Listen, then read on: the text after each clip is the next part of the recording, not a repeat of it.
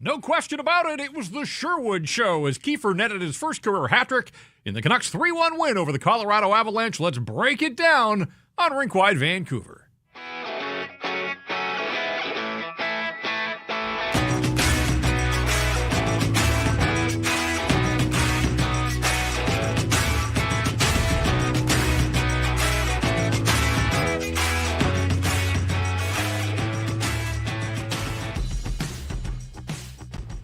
And we welcome you inside the Rink Wide Vancouver studios in downtown Vancouver on a night that sees the Vancouver Canucks defeat the Colorado Avalanche by a score of 3-1. 1, 2, 3 goals for Kiefer Sherwood, a career-high 11 now on the season. And the Canucks bounce back from the bad loss to the Boston Bruins, look more like the team that defeated the Stanley Cup champion Florida Panthers on Thursday night. My neck is hurting. It's whiplash covering this Vancouver Canucks team. I never know what to expect. They opened the mystery box tonight, and the good Canucks showed up, and full value for the victory. We'll get into it. Lots of talking points, obviously, as you can imagine, as the Canucks wrap up the homestand. Rink Wide brought to you in part by Bet365. Whatever the moment, it's never ordinary at Bet365. Be sure to use code NATION when opening an account. And we've been telling you here in recent shows as well about Super Chats. And the Super Chat is open in the YouTube live chat now. Our charity partner this season, the BC Mental Health Foundation. You want to make sure your question or comments get through to us here on the show. Hit us up with a Super Chat. Proceeds go to the BC Mental Health Foundation, changing the face of mental health and addiction by supporting breakthroughs in care, public understanding, research, and knowledge exchange. And it was Hockey Talks night at the rink tonight, so we tie that in as well. And we certainly encourage you to drop us a line via the Super Chat. We're going to be chatting a lot about Kiefer Sherwood on this night, and why not? I mean, how many nights have we done this already this year? Game number 30. And he has been consistent. He has been effective. He's been good. And he looked really good, pulling away from Cale Makar on the shorthanded breakaway, the second of his 3 goals on the night. But that one turns out to be the game winner and maybe the backbreaker as well, as Kiefer Sherwood, showing the speed there, steals the puck from Nathan McKinnon and then goes up ice and makes no mistake whatsoever. We're showing the highlight there on the live stream. What a night for Kiefer Sherwood, a former Colorado Avalanche. Yeah, and he's everything the Nashville Predators probably want on their roster right now. Remember, Jeff, earlier in the season, Kiefer Sherwood had a breakaway shorthanded and he shot it to the boards? And we kind of talked about that and laughed a little bit and said if he had better hands, he could probably put the puck in the back of the net. Well, he's moved up in the lineup. He's been elevated. He's been given an offensive role. He's been given more responsibility, and he's reaping the benefits of it. I mean, this guy is playing with supreme confidence right now. And a lot of the Canucks, and, you know, Rick Talkin mentioned passengers and this and that, they should look at Kiefer Sherwood's game and see what he's doing, because he's definitely playing the right way. 7 shots on goal. Scores on 3 of them. The empty netter that capped the hat trick. Looked like it was going to seal the deal. Yeah, the Avs get a late one, but doesn't spoil the party. It's a win for Thatcher Demko, his first of this season, his first in a while, obviously, because didn't play since game 1 of the playoffs. But and we'll get to Demko's night, and you're going to hear from him, his name again in the 3 stars as well. But I just want to take a little bit more time here talking about Kiefer Sherwood, because obviously the other night, Rick Talk, it was running hot at the podium post-game, and all that talk about emotional engagement. Now, I don't think he was referring to Kiefer Sherwood has shown up and been ready for every game, and the hit totals will tell you that. But he is a tone setter. He can be a fire starter for this hockey club. The Canucks are ready to go from the drop of the puck. JT Miller, half a minute into the game, walks Nathan MacKinnon, cuts hard to the net, good scoring chance there. Second shift, it was Elias Pettersson redirecting a Noah Juleson shot for a pretty good scoring opportunity. And then on his second shift, EP40 rings one off the post. I think Blackwood got a piece of it. But still, the Canucks looked into it. Their best players sort of announcing their arrival early in the hockey game. But when the Canucks are on, they want to believe that they have an advantage deeper in their lineup. And we've seen Kiefer Sherwood's moved up. He's played on the top line. He's played a little further down. He's back in that collection of depth forwards, but that line with Pia Suter and Danton Heinen wouldn't take no for an answer on the opening goal. Suter had the chance in the slot. Really good look on goal. Doesn't score there. Puck gets to the corner. They hustle after it, win battles, get it to the front of the net. Heinen in front. He has the first whack, and there's Sherwood to swoop in and scoop up the loose change. So there was just an awful lot. There was a lot to like in the first period from the Canucks. I was expecting a response. They weren't going to be as bad. They couldn't be as bad as they were against the Bruins. And I did think that it started early. You could see they were into it, but I liked an awful lot on the play that led to the 1-0 goal. Absolutely. And it's, getting off to that good start. They came out of the gates flying in that one. They had some chances. They were able to get some shots on net early, which is the important thing. But just back to Kiefer Sherwood for a second, Jeff. Maybe he doesn't have the NHL goal scoring numbers because he plays a different role in the NHL. Dude had 22 goals in 42 games in the American Hockey League when he played for Milwaukee a couple years ago. 36 goals in 57 games as a member of the Colorado Eagles. So he knows how to put the puck in the net. Clearly has the hands to do it, whether it was in the American Hockey League. But in the NHL, you have to change your game a little bit. I'm not saying Kiefer Sherwood's going to score, 30 goals this season as a member of the Vancouver Canucks, but who knows with the way that he's going. The Canucks need him. And I think that that's an important thing to realize here is he's a very important part of this team. Another game without a point for Elias Pettersson. So if he's not going, someone else is picking up the slack there a little bit as well. And, the Canucks, again, are glad to have him. Guess who leads the Vancouver Canucks in home ice goals this season? I'll give you one guess. Kiefer Sherwood. Yes, Kiefer Sherwood. And by a margin now. He's up to 8 on the season. So Elias Pettersson had the lead coming into the night. He had 6 goals at Rogers Arena, and we know that not enough guys have scored enough goals. That's been part of the problem, that Jake DeBrusk went the first 2 months of the season without a home goal. There are others that haven't done a lot of scoring at home, and so it does start to take its toll, and it's one of the reasons the Canucks' home ice record was abysmal at the start of the homestand. It's a little bit better now, 3-2-1 over the 6 games on this homestand as they pack their bags and head out on the road for 2. They still have 2 to go at home before Christmas, Ottawa on Saturday, and the San Jose Sharks next Monday. But Kiefer Sherwood's up to 8. So 8 of his 11 have come on home ice, and obviously he's been a hit machine both home and away. And just a really cool story to see a guy getting an opportunity here, compounded by the struggles of the team that he left. And Nashville spent its money in other ways, probably regretting not bucking up to give Sherwood what he wanted.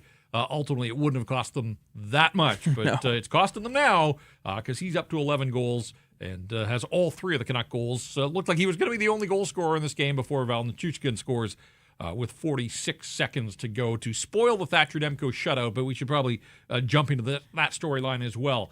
First 2 games back after the long layoff. Didn't go the way that Demko wanted on the scoreboard. I don't think individually with his own performance. He was all that thrilled, giving up 4 against the Blues, 5 the other night against the Boston Bruins.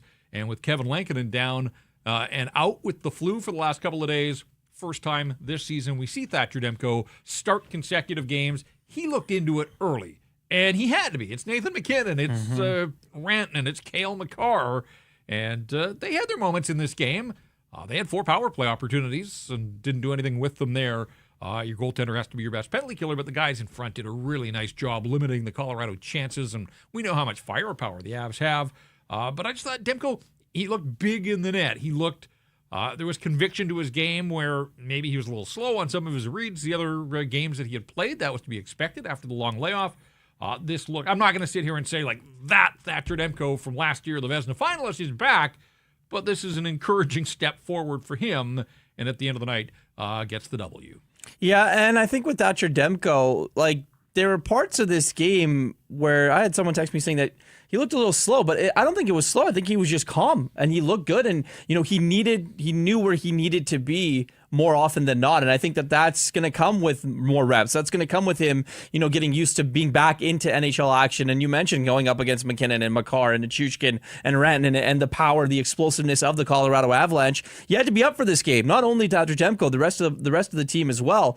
But you have to like it if you're the Canucks, and especially if you're the goaltending coach and Rick Tocchet. You look at it and say, okay, if we can get Demko to kind of get into that form quicker than what we thought it might take, then you have a good thing here moving forward.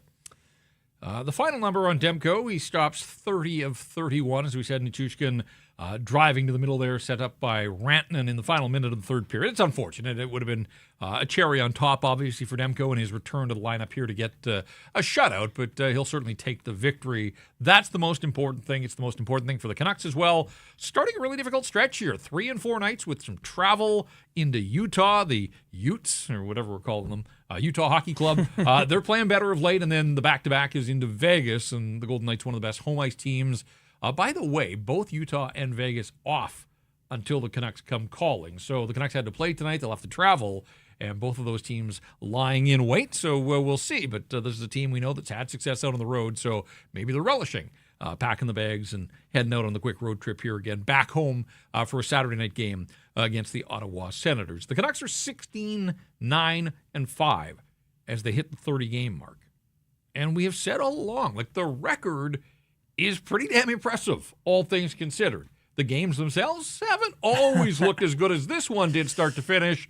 Some of them, too many of them, have looked like they did on Saturday night. But Rick Tocchet gets the response. I'm curious to hear his thoughts. Obviously, he'll be singing the praises of Kiefer Sherwood. But there were a lot of guys to like, hard to find passengers. And even Nils Höglander's in there drawing a penalty to give the Canucks one of the 2 power plays. So, doing some of the right things there. Besser did a nice job drawing a penalty as well on Sam Girard. Power play was interesting because JT wasn't on the first unit, which was certainly something we can get to in a sec here. But the Canucks at home now, they're closing the gap on 500. Now they want to get way above 500, so there won't be any confetti when they get to 500 if they do on Saturday. But they're 6-7-4, and part of that is the way that they started this game, much as the way that they started the Florida game. There were some real similarities, I thought, to the Thursday game and this one. Problem was that one in the middle. Now, we don't have to revisit what happened against the Boston Bruins, but the Canucks have to find some consistency. That's certainly been one of the issues for this team. They still haven't won consecutive games on home ice, and we've just passed the midway mark of December. They give themselves a chance when they come back off the road, but that is wild to get this deep into the season, and you haven't had consecutive wins at home. What did you think overall, though? I mean, the coach challenged him. Some pretty pointed comments the other day, not just the emotional engagement, but guys going rogue, not following the coach's game plan. He sort of doubled down after practice on Sunday. I thought he took a more conciliatory approach in his pregame comments today, but he has to be happy. I mean, there was a response from his group in this one. Well, especially you look at the opponent too, right? Yeah. It's one thing if you beat up on a team like the San Jose Sharks after you get killed by the Boston Bruins. That's one thing. But to be beat by the Bruins, come back on a Monday night, late game. This one's national across the country. It's got a lot of eyes on it in some parts. And your team to come out and have the effort that it did against, a recent Stanley Cup champion, Nathan McKinnon, Cale Makar, and I mentioned before, everyone that team has. Rick Tocchet's got to be happy. They didn't have a lot of mistakes. There weren't points in the game where you really looked at it and said, okay, Colorado's one shift away from taking this game over. And I didn't think that at any point in this game when I watched it, Jeff. They got timely saves from their goaltender. The PK was good. Colorado's power play isn't very good. And that's one of the reasons why, they're having some struggles recently. But I think that when you look at it as a whole, if their star guys aren't going, they are getting the pickups, or they are picking up the slack from guys like Kiefer Sherwood and other players. But eventually, at some point, your stars are gonna have to win you some hockey games, right? I thought there were a couple of pivotal moments in this game. One was, we talked about the good start that they had. They didn't have anything to show for it, but I thought they showed the Avs that JT draws the McKinnon matchup, and I thought that opening shift was a little bit of a statement there. They had some opportunities early, and then Erik Brannstrom flips the puck over the glass, and so all of a sudden this start hasn't yielded any offense. Now you're back on your heels with this Colorado power play. Did a nice job killing that one off, and then JT Miller gets called for a cross-check, and we have seen some really, really weak calls. That one's up there. That was up there. It's up there with the Brock one. You got to let guys battle. Come on. And people are paying to see the stars. And, he puts his stick across the back of McKinnon, but it wasn't even a shot. Like, to me, it wasn't a cross-check. There was a little baby shove in there. Whatever the case, again, 2 power plays in the first period for the Colorado Avalanche. They had, I think, 35 seconds, the final 35 seconds of the first to close out the period, and then a minute and a half to start the second. And I thought, all right, like this is kind of a high leverage spot in this game. It's 1-0. Can they kill off this second one? And they certainly did. And once the Canucks had killed off 2, you sort of figured, all right, like game management, they're bound to get power plays of their own. Power plays were 4-2 on the night in favor of Colorado, and yet the only goal scored either way with a power play was Kiefer Sherwood scoring the shorthanded goal for the Vancouver Canucks. So penalty killers all around doing a terrific job. Sherwood a part of that. But from the goaltender on out, guys just buckled down when the Canucks were a man short. So let's get to the 3 stars of this hockey game. We'll get to our own 3 stars in a sec. The 3 stars as selected by the broadcast. Kiefer Sherwood, Thatcher Demko, and a nod to Elias Pettersson. And yes, we will talk about Elias Pettersson's night and day as we get going through things here. I got a long list of topics we want to get to on Rink Wide Vancouver. But there you go, our 3 stars. Kiefer Sherwood, 3 goals, 7 hits, or 7 shots rather. I'm conditioned to seeing 7 hits, yes. 7 shots, 3 hits for Kiefer Sherwood.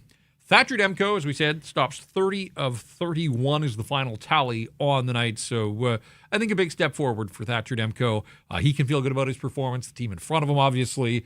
He's going to get one of the games in this back-to-back situation. So it's a question of does Rick Tocchet ride the hot hand into Utah and save Kevin Lankinen for Vegas, or does Lankinen return after sitting out a couple of games, and do you keep Thatcher Demko for the Golden Knights? Thinking back to the bubble, among other matchups, when Demko has had the Golden Knights number, but that's for another day here. And not to be forgotten, not by a long shot, Carson Susi. You see him there as the 3rd star in this hockey game. I want to reserve some time to talk about Carson Susi, who plays a season-high 23 minutes and 30 seconds.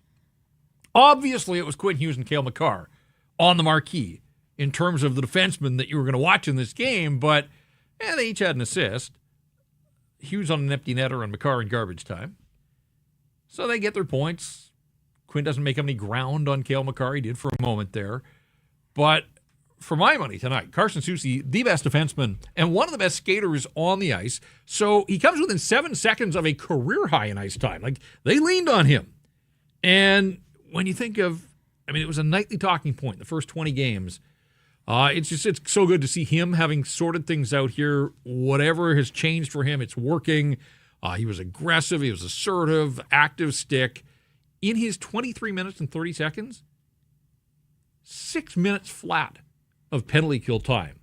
The Avs had 8 minutes of power play time. He killed off 6 of them himself and saw a lot of the McKinnon and Rantanen matchup and came out of it with an individual Corsi of 58.9% on the night. So, that's a challenge. That's one of the biggest challenges in the National Hockey League. Nate the Great, with 50 points coming in, Canucks were able to keep him off the score sheet. Rantanen grabs a helper on the Chuchkin goal. But, Carson Susi, this looked so much like the guy that just made defending look relatively easy for much of last season, and it's just so welcome sight to see him elevating his game here over the last week to 10 days.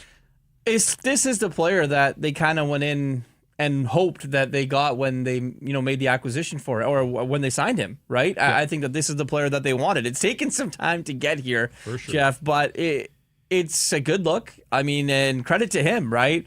This guy's been buried in the media and on shows like ours and many other ones across the city and the National Hockey League, especially with the pairing. But all he's done is try and work hard, try and get back to his game, make things very simple, be a guy that can be relied upon in your own end. Don't have too many boneheaded plays. There were a couple in this game that are going to happen. But for the most part, when you look at his game overall, Jeff, it is trending in a direction that is in a very good place for the Vancouver Canucks, right? There were so many times where we sat here and talked about and said, oh my God, Susi and Myers again. again. And you look at it now and saying, okay, well, Carson Susi's playing a lot better hockey. He's a third star here at Rink Wide Vancouver, and he nearly had a career high in ice time. Yep. And they needed him. Like, Philip Hronek goes down for a couple of months, so we already knew that this team was in need of help on the back end. But this does an awful lot to just sort of bridge the gap here. You got Quinn Hughes, and he's going to play a ton, and he did again tonight. Not anywhere close to his season high, 25.5 minutes for Quinn Hughes. And again, the Hughes-Makar matchup, this wasn't a banner night for either one of them, and that's all right. They have 2 more meetings before this season is through. But if people were tuning in for the express reason of trying to figure out if one of these guys actually had a leg up in the Norris race, I'm not sure that there were conclusions to be drawn on that front. Again, they've both had much better nights individually. Quinn wins the battle because the Canucks win the hockey game. So he'll take that, and we'll move on and see what happens as things move along for both of these clubs. But for the Vancouver Canucks, a much-needed win to wrap up the homestand, try to get a little juice as they head out on the road now for 2. So there you go, the 3 stars here on Rink Wide. Again, Kiefer Sherwood, that's an easy choice. Might not be an easier choice for us all season long. Sherwood, Demko, Susi, a clean sweep for the Vancouver Canucks. And, I think we can throw some honorable mentions in. Again, I thought, a guy like Danton Heinen taking a fair bit of heat here. Scored the other night against Florida. Like, that's another encouraging sign. Like, there's just some signs of life of, steps in the right direction. So I thought it was a decent night for him. JT Miller's still finding his way back, obviously, after missing 10. But I like the fact that the Canucks can beat an opponent like the Colorado Avalanche, and it didn't have to be on the backs of superstars here, because I do think that the Canucks have an edge. Like, yes, Colorado's got the top end, and McKinnon leads the league in scoring, but this isn't the Avs team of a couple of years ago, without a doubt. Like, there really are some depth issues, and I know that they've overhauled the goaltending, and they think they've made steps in the right direction, and Mackenzie Blackwood made some stops there. Connor Garland all alone in the second period, set up by JT Miller. Sherwood had the spinning Quinn Hughes dish to he had 3. Like, you don't want to get greedy here, but he had another. That one could have been the assist of the year. Yeah. So the Canucks had some chances, and Mackenzie Blackwood made some saves, and I do think that Colorado thinks it's shored up its goaltending, but my oh my, there are still some questions beyond Makar and Taves on the back end, and certainly up front. They've got the one big line, but after that, we'll see how far this team can go, and if Joe Sakic was on hand at Rogers Arena tonight, so we'll see if the Avs think that they've got to make some moves here to be, they're a wild card team right now, and you look at that Central Division, it's loaded, Minnesota, Winnipeg, and Dallas ahead of them. And we'll see if they're in the conversation with those teams as this season moves along. All right, we told you right off the top of the program about Super Chats, and I think this is 3 shows in a row now that we have had somebody step up. So as we check out our Super Chat in support of the BC Mental Health Foundation, Blue Line Bar Down says Canucks won, and I assume the FA is free agency and not Francesco Aquilini. And not the FA Cup. And not F all. Yes, no. That's true. Yep. No. Canucks won free agency this year. Change my mind. Well, Blue Line Bar Down, I don't know that I can, or I don't even know that I want to change your mind. Kevin Lankinen, Kiefer Sherwood, Jake DeBrusk. Canucks have done all right in free agency. Didn't go perfectly, obviously. Dan Heinen, yeah. Yeah, Dan Heinen and Vinny Desharnais. Derek Forbert. Yeah, so, but at the top end, without a doubt, when you look at impact, when you look at, the Canucks have 16 wins, Lankinen has 14 of them, so Demko matches Silovs, they each have 1, and Jake DeBrusk has a couple of games here where he hasn't scored. That's going to happen, but he still leads the team with his 14 on the season, and now Kiefer Sherwood up to 11, which, again, we're at the 30-game mark. Yeah. This guy had never scored more than 10 in an NHL season, 30 games into his first year as a Vancouver Canuck, and he has set a career high. So, we thank you for the Super Chat support, and absolutely, I think the Canucks and their free agent crop, they would hold it up against just about anybody else. I'd have to go and do a little digging and remind myself who else moved, but I know the Nashville Predators did not win free agency. No. So, good on this management group. For the most part, and a lot of that credit has to go to pro scouting, right? Like, management makes the call, but it comes on a recommendation from the pro scouts that are out there scouring the bushes, watching all these games.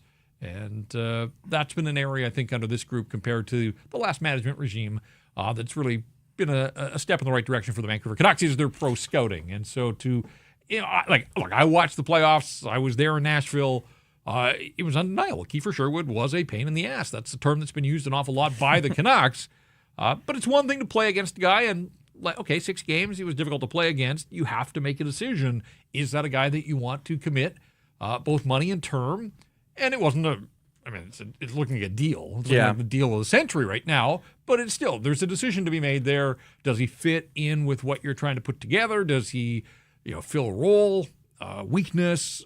And the answer across the board was yes. And he has just been everything the Canucks could have hoped for and then some. So even if it didn't look like an awful lot on July 1st, boy, it has turned into a terrific addition for this hockey club. Yeah, just obviously thank you for your super chat as well, and the Canucks and free agents, and there might be some other moves down the road. We'll see what happens there. But Jeff, before I ask you this question, I kind of put it out there on X and some of our different social channels. Basically, what did you like from the bounce back the most in this game? Red Dog saying the team looked engaged for the first time in a long time. Everything, the whole team played amazing, says Rocket. Josh McLeod. First period, they came out strong like they needed to after Saturday. Also great to see Demko looking like his old self. A lot of people echoing those same sentiments of the start being good, Demko being good, and kind of bottle this one up and see if you can take it into Utah, or at least a little bit of it. What'd you like from this one? Well, you know me. I like the starts, right? But getting the first goal isn't enough. Yeah. And so we saw them do it against Florida. We saw them do it again here tonight. Get the first one and extend. And this was such a key to their success last year. I feel like I repeat myself, but we haven't seen it enough. They got the first goal. It took them until the 16-minute mark of the second period. So, at 1-0, you're living on a knife's edge, right? It's Colorado. They can score at any time. They didn't. And then ultimately when they had the power play, and it was Kiefer Sherwood with the great read and anticipation, and then the shorthanded goal. And so at 2-0, you've got a little bit of cushion. Now you've rattled the other team, a team that leans heavily on its top end players. At that point, when the Avs are down and pressing for offense, that it's going to be a heavy workload night for McKinnon and Makar, and they're used to it. But it forces the other team to adjust and adapt. So I liked the fast start. I liked the first couple of shifts. I thought there was a response, even though they didn't score. And then once they did score, they were able to push it again. We talked about penalty kill. Avs had 4 shots on goal in 8 minutes of penalty time. Like that, I think at the NHL level, you want to generate a shot per minute of power play time and obviously want to score. Yeah. So to hold this Colorado team with all of its offensive potential to just 4 shots on goal in 8 minutes of power play time, credit to the penalty killers, Susi and others, but Susi led the Canucks in shorthanded ice time tonight. So, I like the result because, and I wrote a column at Canucks Army, that to me, this, given what the coach said the other night, the president goes on after hours, there just has been a weird vibe around this group, all the noise and chatter, and then you play 3 and 4 against Colorado, a Utah team that's playing better, and it kind of people are sleeping on them a little bit, and then you have to go into Vegas. Now they've got this first one of this week. Had they lost this game, man, the stakes would have gone up as you went out on the road. So the noise would have definitely gotten a lot louder. So just on a lot of fronts, I like this. Now, it's never a day without some drama in this market. And even after a good 3-1 win, reports out of Rogers Arena, Rob Williams from Daily Hive, unusual press conference from Talkit, spoke for less than 3 minutes and stopped taking questions. So we'll see if we can dig up the Rick Tocchet postgame and bring it to you if we have an opportunity as things move along here. But for a guy that loves to talk about hockey and generally will stand in there and answer any and all questions, that's odd. But again, not there, so not fully sure of the entire context. Want to get to the stat that stands out. If you are regular with us here on Rink Wide, you know that we do this after each and every game. We have sung the praises of Kiefer Sherwood in a number of ways, but try this one on for size. Pius Suter and Kiefer Sherwood lead the Canucks in even strength goals at the 30-game mark. Suter has 10, And Sherwood has 9. Just the way you predicted at the outset of the season, Irf, that Hughes Suter and Kiefer Sherwood would be 1-2 in even strength goals. Good for them. It does beg the question about some others and where are their 5-on-5 goals, and hopefully there are more to come for a lot of the guys that you would anticipate. But, Jake DeBrusk has been an absolute power play machine here. I think all of his goals on home ice, if I'm not mistaken, have come on the power play. There are a few guys that have gone quiet. Like Elias Pettersson's gone, 1 goal in 9 games now. Mm-hmm. And Connor Garland, who hustles and gives you his best every night and got off to such a good start, but Connor Garland has 1 goal in his last 8 games.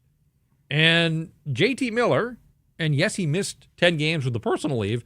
JT's got 2 goals in his past 13 games, and they've both been into empty nets against Chicago and the Los Angeles Kings. So I had to look at this and double-check today. The last time JT Miller scored on a goaltender was the Pittsburgh game back in, late October. He's got 2 empty netters and then stepped away for 10 games. Hasn't scored since he's come back here. So, again, that goes back to this idea that 16-9-5, it's a remarkable record when you think of who's been out of the lineup, who's struggled for longer stretches than they would have liked, and yet you get guys like Kiefer Sherwood and Pius Suter stepping in and stepping up in a big way. So, yeah, there you go. That stands out to me that Suter and Sherwood lead the Canucks in even strength goals. Suter with 10. And Sherwood with 9 gets the shorthanded goal and then the empty netter. So it was 4-on-5 and 6-on-5. They don't count as 5-on-5 goals, obviously, but they all count, and they all help the Canucks defeat the Avs by a score of 3-1. Rink Wide brought to you in part by Greta Bar. If you're looking for a gathering spot this holiday season, consider Greta Bar. It's a great place to meet up with old friends. Maybe you meet some new friends. Big screens. You got the arcade games, terrific new street food, the weekly drink specials as well. Greta Bar, the place to be, 50 West Cordova. Greta Bar, let the games begin. What's happening in the chat tonight? We got another super chat, Jeff. Oh, good. Okay. From Domaniac Studios, asking if Pettersson is still scared to shoot the puck. Elias Pettersson shot the puck tonight. Yeah. He shot the puck a lot tonight. I think he had 4 shots on net tonight. He had 4 shots on 8 attempts. 4 shots on 8 attempts. He had hit the post in the first period. Yeah. And then in the second, Tyler Myers going all Quinn Hughes with the setup there. Everybody, all the attention on Tyler Myers.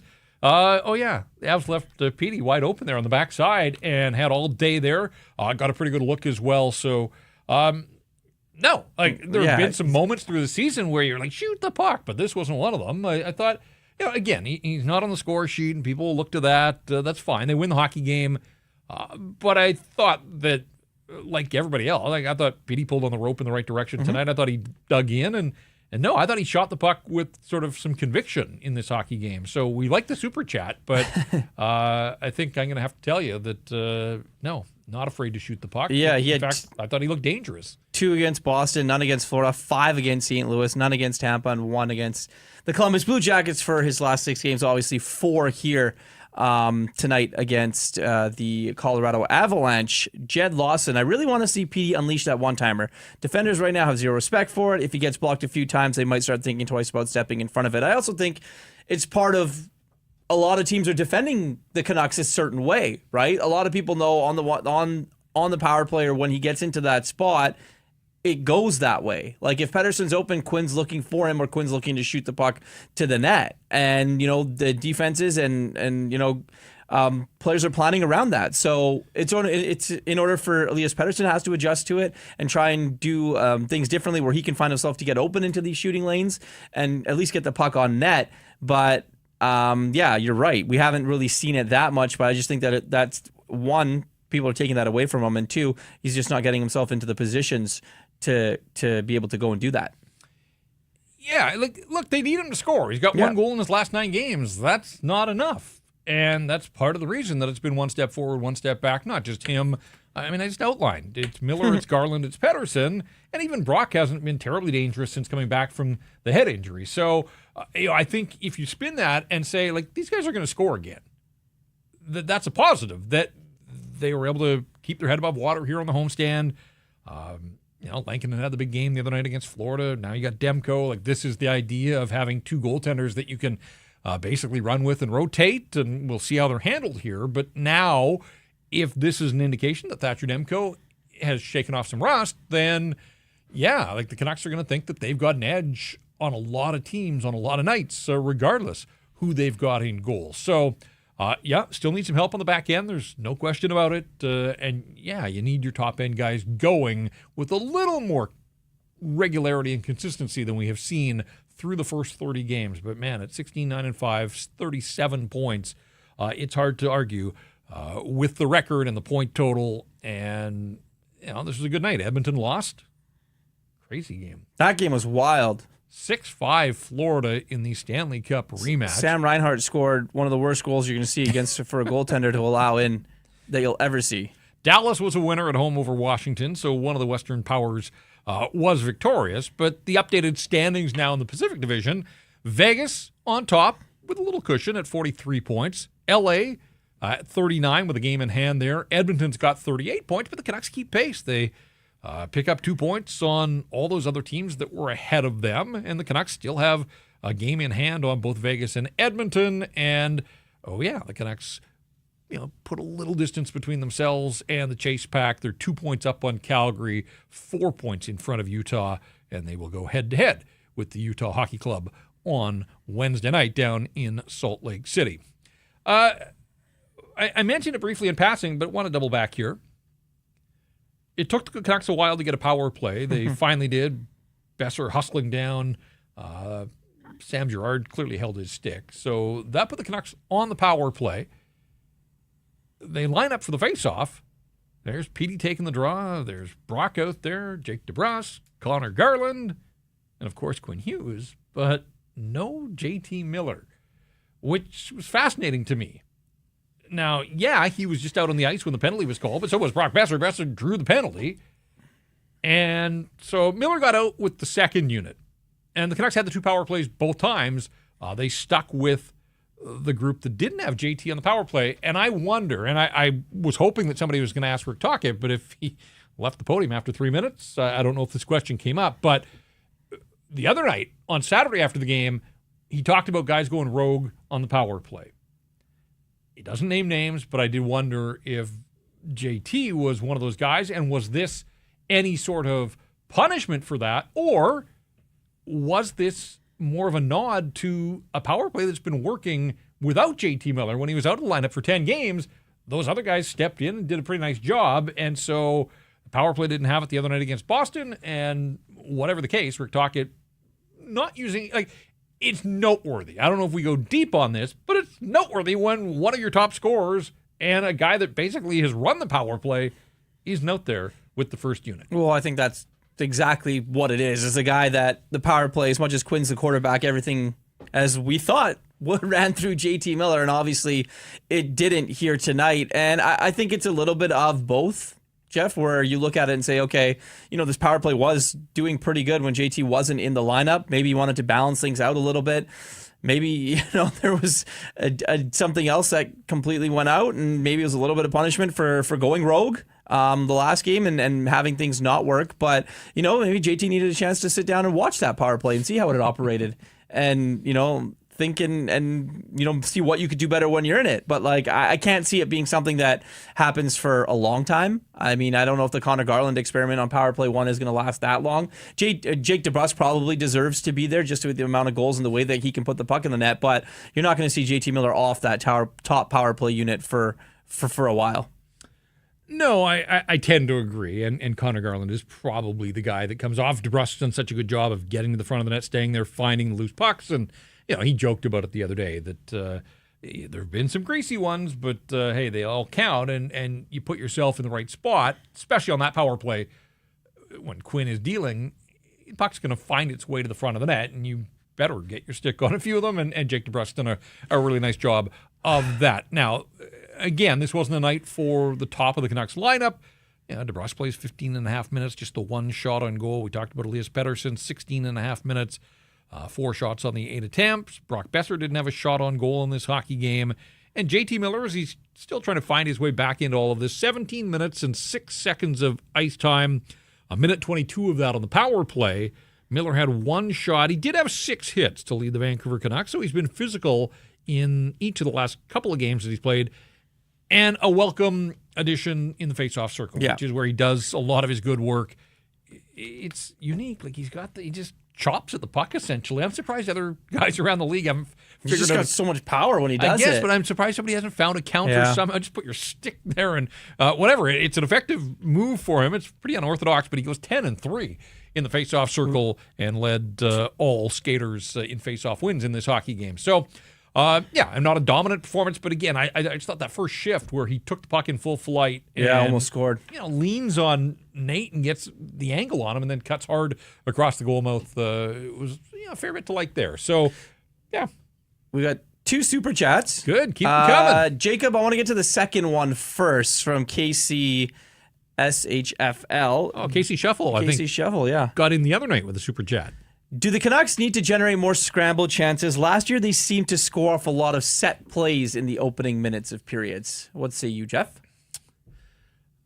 Sure. I mean, I think all teams would tell you that they would like to generate a little more. I'd have to go back and look. I don't recall scoring off set plays necessarily early in hockey games. I know that they scored a lot early in hockey games. They opened the scoring 53 times last year.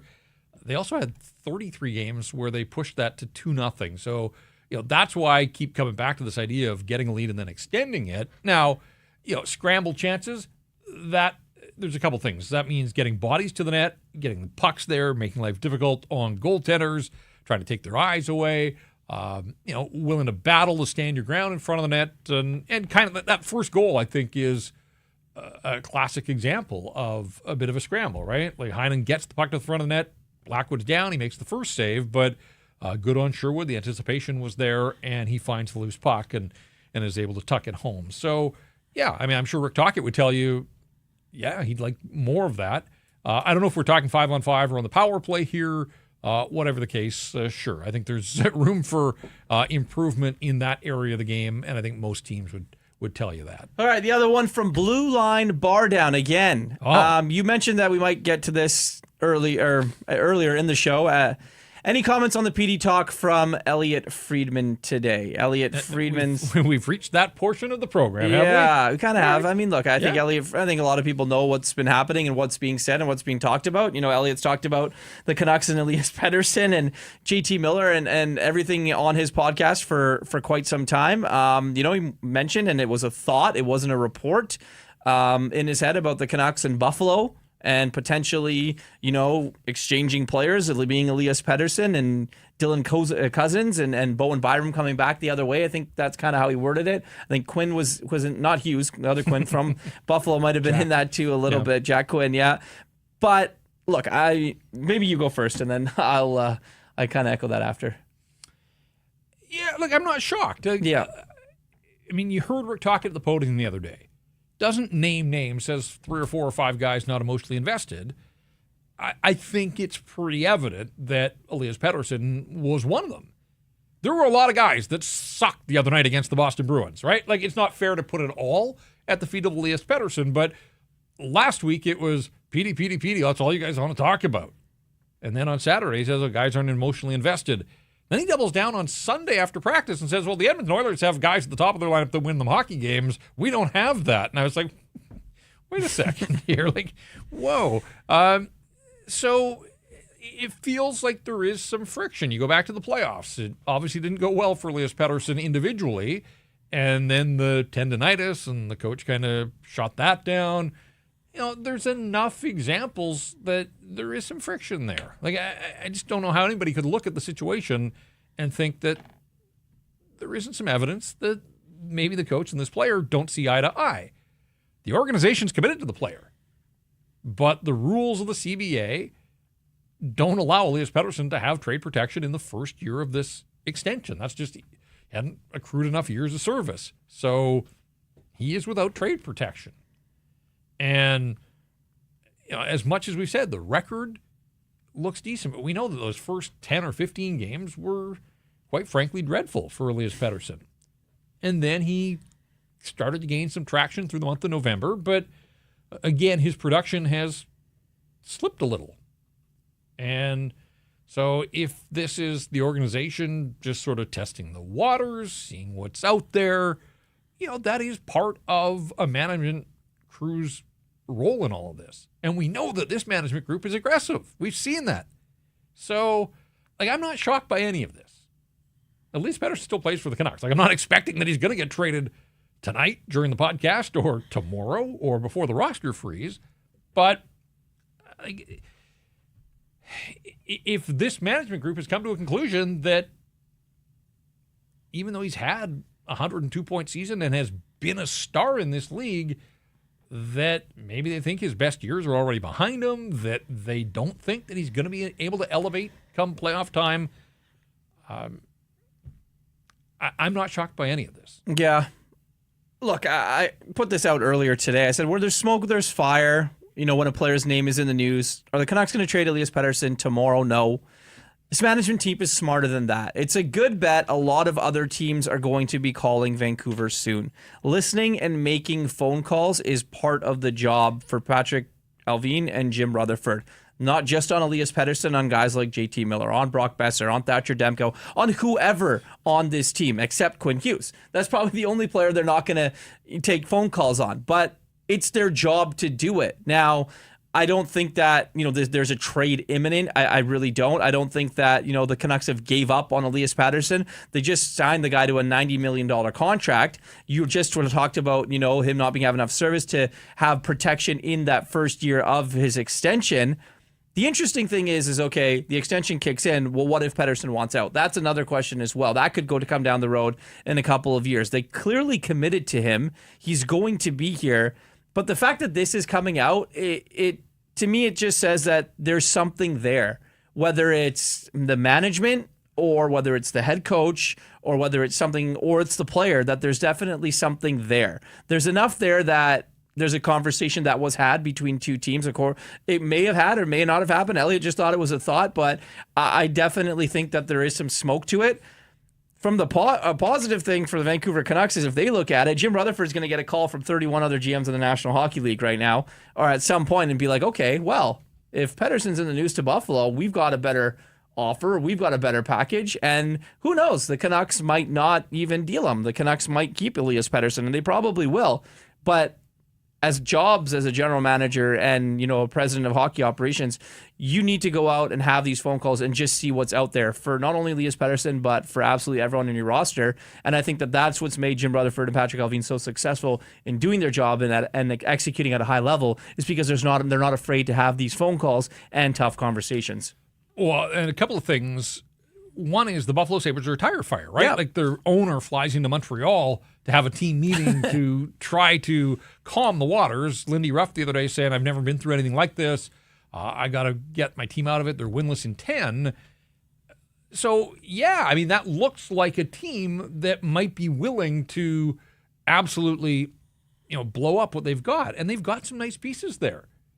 We also saw at the end of Jim Benning's tenure, he made the Oliver Ekman, Larson, Connor Garland. Like, it was a self-preservation. Like, that's where Kevin Adams is. You might get a general manager in a desperate moment that just makes a foolish trade to try to keep his job. So, you start to connect dots. Like, it would make sense that teams would be looking to pounce all over the Buffalo Sabres. But I think your point's a good one that, and who knows how calculated any of this is, but you're right. Like, players like Elias Pettersson don't hit the market often. And I'm not saying that he's on the market, but if other GMs catch wind of this, like, the FOMO would go through the roof. Like, 100%. They better be making calls to find out if this is true. What's the cost? This is an offer that we can put on the table. You're right. Like, that's how you do business in the National Hockey League. So the GM group chat is like, some of it's on smoke, fire right some now. of it may be a smokescreen, but it's all about intel gathering.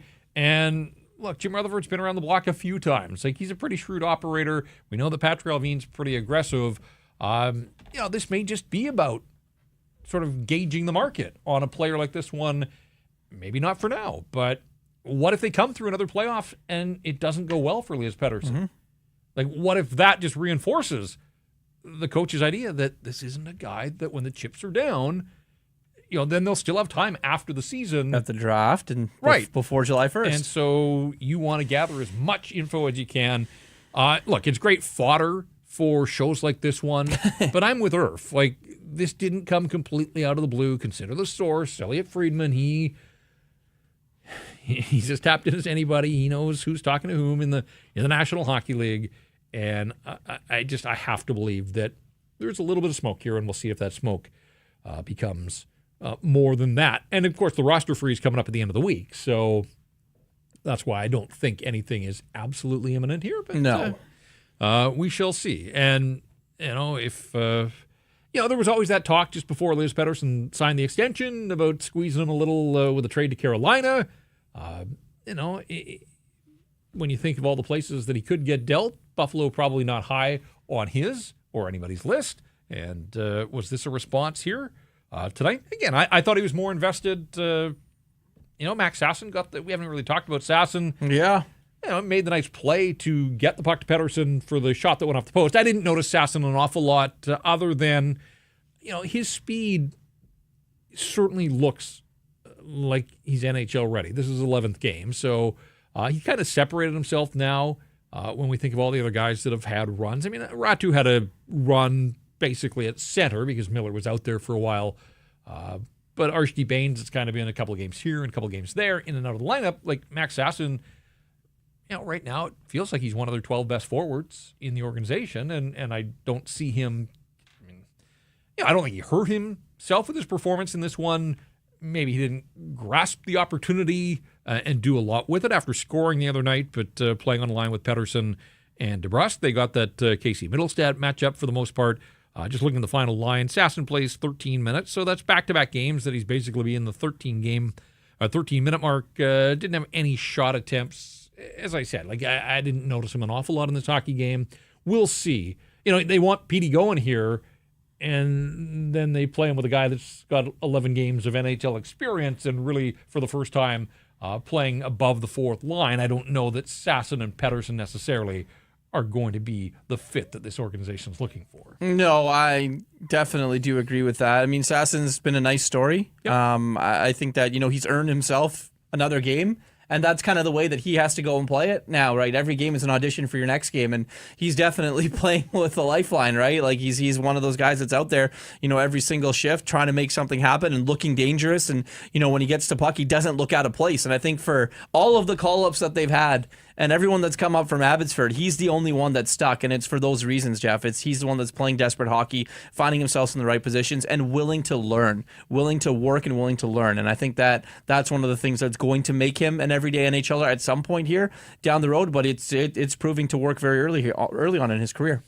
Want to thank everybody that's come through with a super chat, and the lines stay open. There's still time to get through on this program or the next time we do this on Wednesday when the Canucks are in Utah.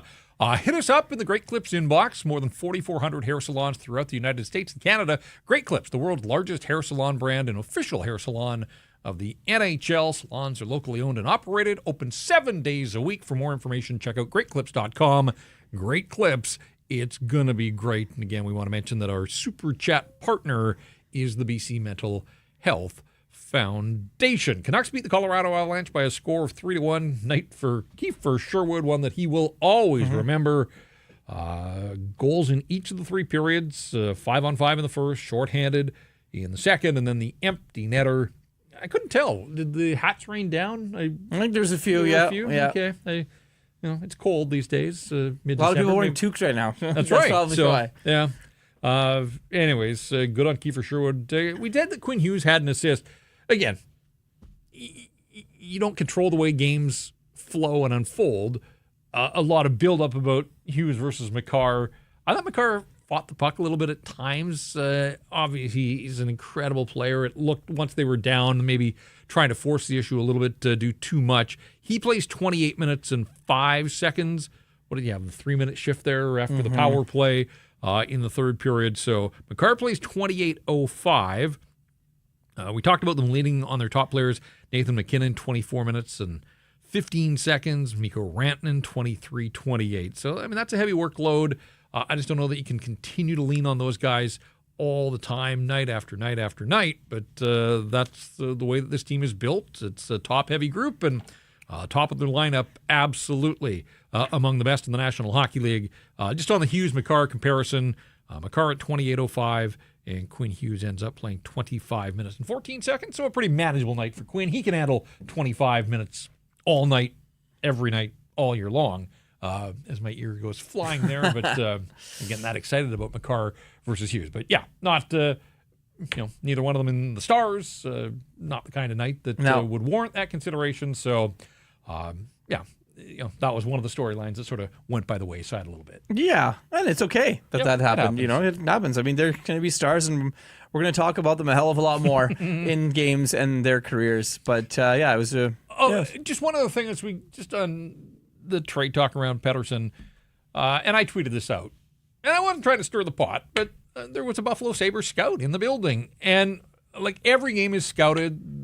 It varies from night to night. There were only 3 games in the National Hockey League. It's a pretty enticing matchup for a lot of reasons. Now, there was a Stanley Cup rematch as well going on in Edmonton, so a pretty good game there.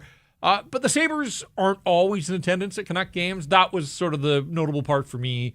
A lot of there's a bunch of scouts that live here in Vancouver, and they'll work for every team. Yeah, every team's got a scout everywhere, yeah. So a team like Buffalo, they don't always have a guy at every game, and I thought the timing was pretty funny that, all this talk today, and wouldn't you know it, there's a Sabres scout in attendance at this one for the Canucks and the Avalanche.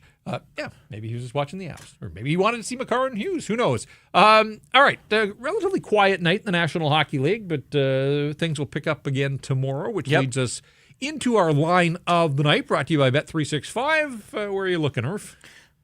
I'm going on a little 4-game parlay here, Jeff. That's not a little. That's little. That's little. Sometimes some days. There are people that try and do $10 on 12-game parlays. I've seen the slips. Montreal Canadiens over the Buffalo Sabres, the aforementioned Buffalo Sabres, because they're in shambles. I like the Canadiens at home. The Kings, because they've been playing well in Pittsburgh. Tampa over Columbus. And Carolina against the New York Islanders. Plus 606. So pretty good there. I do like those odds. I think that one's the one that lay a little bit down there. But this portion of the show brought to you by Bet365, proud partner of Sakaris and Price. Canucks conversation, Jeff. You and I here at Rink Wide Vancouver. Open account Bet365 today. Bet on a huge range of markets. Use code NATION. Whatever the moment, it's never ordinary at Bet365. Rick Tockett's post-game press conference wasn't ordinary according to some that were there. We do have it, Jeff, here. If we want to take a listen to it, Jacob, if you could pull it up, that'd be great. I liked a lot of things. Demmer's a good goaltender. Just remind everybody. Millsy was great. Line was great, shutting down McKinnon. I thought PD's line was really good. Sherwood actually unreal game, his line, but he was great. Teddy's line, I thought Hoggy gave us some juice and Dak, and I thought the D were really good. Julesen and Susi especially on the PK. And that's kind of my summary. So I'm not going to talk much tonight. So, but a couple of questions, I'm out of here. So who's going? You mentioned Sherwood. What has he meant to this group since? He's you know what he's. Like I said to you guys this summer when he was when I called him on I called him on a Sunday when he was going to shoot pucks because he told me, hey, I got some offensive game in him. So he does, and he's obviously an aggressive guy and a guy that you need on the ice who gives us juice. Thatcher mentioned the penalty kill being big for you guys tonight. What did you like about the PK tonight that was different? I thought Footy did a great job in the game plan, especially on the PK forecheck. Got to give him a lot of credit. I thought the guys there, I thought they did a nice job. That's a hell of a team, that McKinnon line, Makar. When they got it, it's dangerous team. 2 from Daniel and we're done. Okay. I have to ask you. Took JT Miller off of the first power play unit. I was just wondering what the thinking was going into that and having Quinn Hughes basically stay out with both units. Yeah, just something we all talked about. The Millsy and the other unit knew what was going on, so there's nothing to that. What was the second question? Sorry. Just keeping Hughes out for the entire, basically 2 minutes on each of those power plays. Well, you give him a little latitude if he's got some juice. We had possession there a lot. I mean, I shouldn't say a lot. There was one thing, he was out there for quite a bit. So if he's got some lungs in him, we'll let him stay. I think he earns that right. So that's kind of the thought process there. And over the past week, we've seen the Canucks have one of their best games of the season, Yeah. one of their worst games of the season, Yeah. then bouncing back to have, again, one of their best games of the season. Yeah. How do you bottle what Yeah. just happened tonight and keep that going forward and not have that lapse like we saw against the Bruins? Well, I think getting guys like Demmer back, Millsy back, that'll strengthen the leadership group. It'll kind of settle everybody down. Like I said, you guys are a resilient group. We've very rarely we put a bunch of stinkers together, so I give them a lot of credit. So all kudos to the players tonight. All right, there you go. Short and sweet. He came prepared. He had the stat sheet at the podium. I don't know that he always does. He might, but holding it in his hand there and basically name-checked every single guy except the backup goaltender. So That's why I needed the stat sheet. I guess so. He was asked about JT. He said JT knew about it. There's nothing there, but he didn't really explain why JT was off the top unit. So whatever, it wasn't a factor in this hockey game. We'll see if it's something moving forward here or if it was just for one night. I don't think it was that odd. I mean, Keelan could take a couple questions and go. He took, a Yep. few. It wasn't as much as I think it was made out to be, but interesting, interesting enough. Yeah. Yep. And whatever. They won. They won. Yeah. So, yeah, I mean, this isn't a guy that storms off the podium. So if he wants to go for 3 minutes, totally fine. His prerogative. All right, as we just kind of wrap things up here, the Canucks will see Utah for the first time. Mm-hmm. The former Arizona Coyotes, now obviously based in Salt Lake City, they've been off since a 4-3 win in San Jose on Saturday. So they don't play till Wednesday, so that's a nice little break and a rest for the Utah Hockey Club. Clayton Keller scores a power play goal in the final minute. The Shark Tank the other night, 4-3 win. This Utah team is 4-0-1 in its last 5, so starting to play some better hockey. 6-1-2 in its last 9 games. So they're finding ways to pick up points. Dylan Guenther, we talked about the OEL trade. Guenther leads the Utahs with 13 goals, 29 points. You got guys like Clayton Keller, Logan Cooley, Nick Schmaltz. Mikhail Sergachev is, I think, the player that they hoped he was going to be when they made the trade. He's got 22 points. He's third in the league in average ice time. Like, they're playing him a ton, and he seems to be responding there. Now, where have you heard this before? Utah has the fewest home ice wins in the National Hockey League, which is unfortunate. I mean, this is the first year you want to put on a show. Think of all the talk in this market about the Canucks and the way they've stunk at home. Like, this, people were clamoring for NHL hockey. They're 4-5-3, so they have 4 wins in 12 home games. The 12 home games, by the way, the fewest in the National Hockey League. So they're going to get a run of home games, but they haven't done much with them. So, if you're the Canucks, you're out on the road, you've had some success there, you have to see this as an opportunity, but, people don't talk about the Utah Hockey Club much, but they're starting to play better and, rested since Saturday. I think that'll be a challenge for the Vancouver Canucks. Ian Cole, still going strong at 35. Carl Vejmelka is their guy right now because Connor Ingram is out. So the coach said today that Vejmelka would start again against the Canucks. This is the interesting part, and I just want to sort of finish up on, obviously we'll break down the game after the game, but what did I say earlier? With this win now, the Canucks move past Colorado, so they flip spots. Canucks are the first wildcard team at 37 points. Colorado has 36. Calgary has 35 points. They're below the bar.